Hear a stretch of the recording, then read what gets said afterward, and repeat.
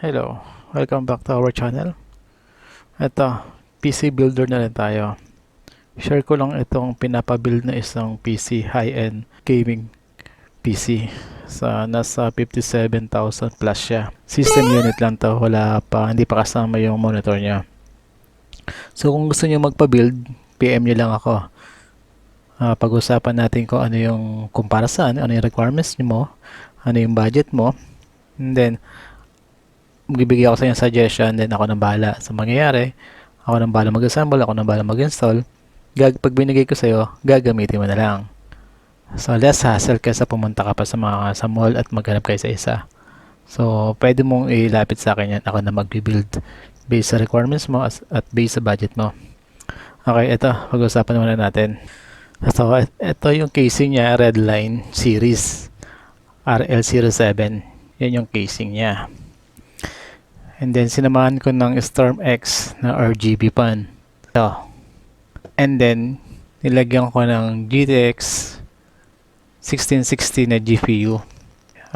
Then, true rated power supply. Asus TUF 450M gaming motherboard.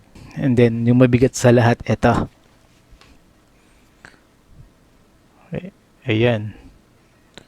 Ryzen 7 3700X processor.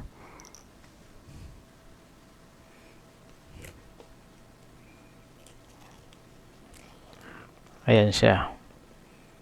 Ryzen 7 3700X processor. So yan yung build niya.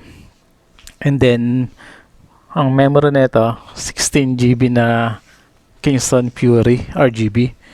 And then nilagyan ko ng Intel 512GB na nvme. So mabilis siya. Mabilis talaga siya. Processor pa lang, ilan core na. Tapos yung RAM niya 16. And then naka nvme pa. So talagang pang gaming, talagang sulit ang performance nito pag ito.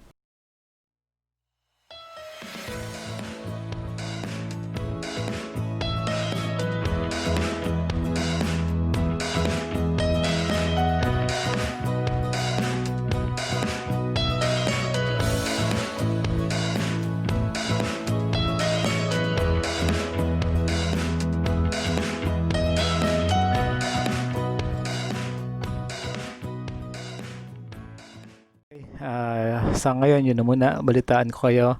I-update ko kayo sa video kapag na-assemble ko na to. Okay, maraming salamat.